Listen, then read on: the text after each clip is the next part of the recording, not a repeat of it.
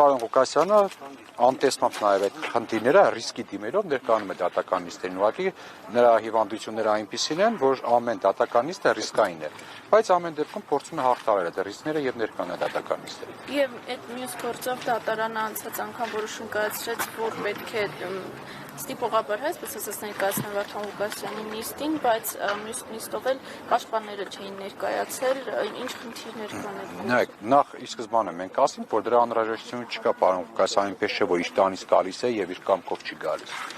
Մենք առարկեցինք դատանի գործողությունների դեմ, այնուհետև դատանը որոշում կայացրել է, բայց ուզում եմ ձեզ տեղեկացնել, որ դատանի որոշումը որպես այդպեսին չէ իրագործել, այսինքն ոչ մեկը պարոն Ղուկասյանին ուժով չի բերել դատական նիստին, պարոն Ղուկասյանն ինչպես միշտ է եկել, այդպես էլ եկել է։ Իսկ այդ նիստին պաշտպանները չեն եկել, որտեղ 5 շաբթի օրը դատանը հայտարարում է, որ ուրբաթ նիստ է նշանակում եւ զուտ ծանրաբեռնվածության պատճառով օբյեկտիվորեն հնարավոր չէր այդ նիստին նշանակել, որտեղ նախապես պլանավորված այլ դատական նիստեր կար, որի մասին հայտնել ենք դատանին, նիստին չենք եղել մենք եւ ամսի 19-ի նիստին կիմանանք դատանը արդյոք մեր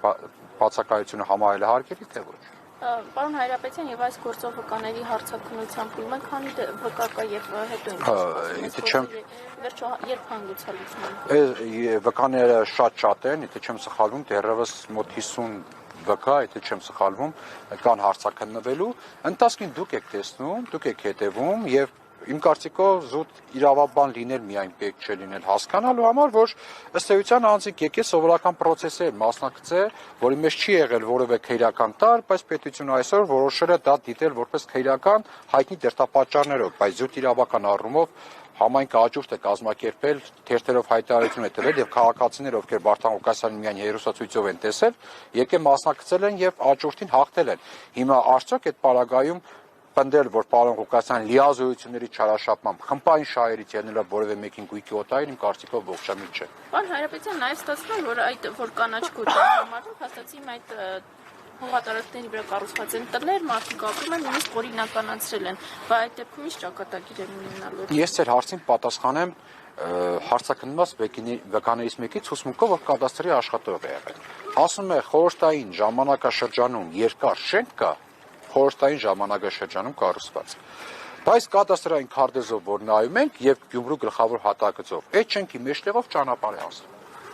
Այսինքն թղթի վրա ինչ որ գծել է ու իր բարերով ասում, երբ որ գլխավոր հատակագիծը գծում էր կառավարությունից, գալիս են նայում են այն շենքին, ալարում են գնային նային այդ շենքը ինչ է, գնում մոտները գծում էին ճանապարհ։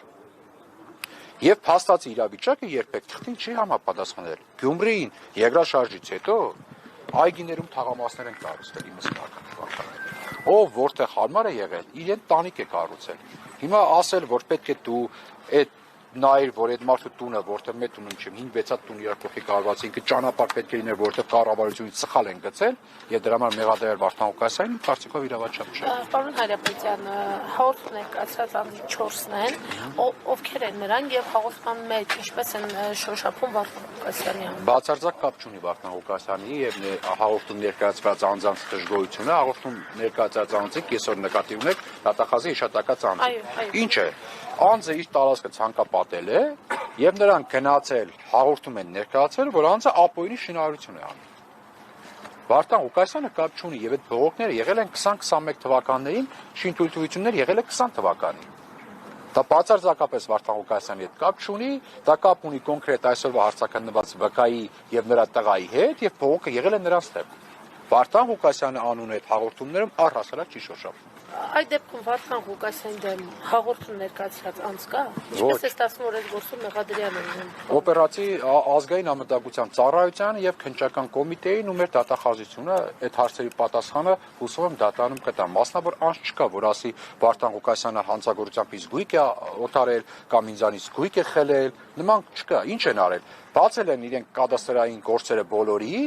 փորձել են այդ դա ներկայացնել որպես 60-րդ հոդվածով սահմանափակման ենթակա հող եւ դրանով բավարարվել են։ Ասում են, ահա նումը դու 2006 թվականին պետք է իմանայիր, որ դա 60 հոդված է եւ աճուրդ պետք է չկայանար։ Այսինքն համայնքապետը պետք է քարտեզագետ լիներ, ճարտարապետ լիներ, հողագետ լիներ, իրավաբան լիներ, ֆինանսիստ լիներ։ Այս Սպարտակ Ղուկասյանը։ Սպարտակ Ղուկասյանը ում դրվագներից մեկով մեկ գույքը ինչ որ մեկ փուլում դարձել է Սպարտակ Ղուկասյանի անունով։ Ընդ որում այդ գույքն է վաճառել է բոլորովին այլ անձի ավականին ոչ համայնքապետը։ Եվ ավակային ում որ վաճառել է, որ ժամանակի անց վերավաճառելով կամ վերագործարկելով հասել է Սպարտակուկասային 18 թվականին։ Բայց Սպարտակ Ղուկասյանին ասում են, որ դուք 12 թվականին, երբ Արտան Ղուկասյանը եղել է քաղաքապետ, բայց գույք իր անունով դարձել է 18 թվականին, պաշտոնական լիազորությունների նրան օժանդակել է, որպեսզի դրանց օգտագործմամբ ինքը կատարի փողերի լվացում։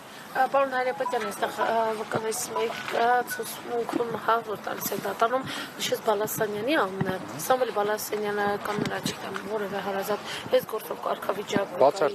Բացարձակ, բայց հետաքրքիր է, որ բոլոր ժամանակաշրջանի գործողությունները ներառված են որպես հիմնավորում պարոն Ղուկասյանի։ Չէ՞ հարցաքննվել նախաքննական փուլում Բալասանյանը։ Ոչ։ Այդ բոլոր գույքերը օրինականացվել է պարոն Ղուկասյանից հետո։ Հիմա նայեք, այստեղ հարց է։ Առհասարակ չպետք է որևէ մեկը այս գործով հարցաքննվել, որևէ մեկը։ Բայց պարոն Ղուկասյանի օրոք հող է օտարվել աճուրդի միջոցով։ Հողի վրա կառուցվել է ինքնական կառույց, դա օրինականացվել է նրանից հետո, պարոն Ղուկասյանի պաշտոնավարումից հետո։ Լավ, այդ հողը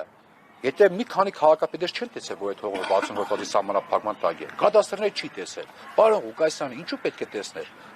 Ումը պետք է տեսնել մեկ պատճառը, որովհետև քաղաքական առումով պետք է որ ներկայացնեն որպես տեսնելու պարտականություն ունեցող անձ։ Ուրիշ բան չեմ կարող ես այդ հարցի պատասխանել։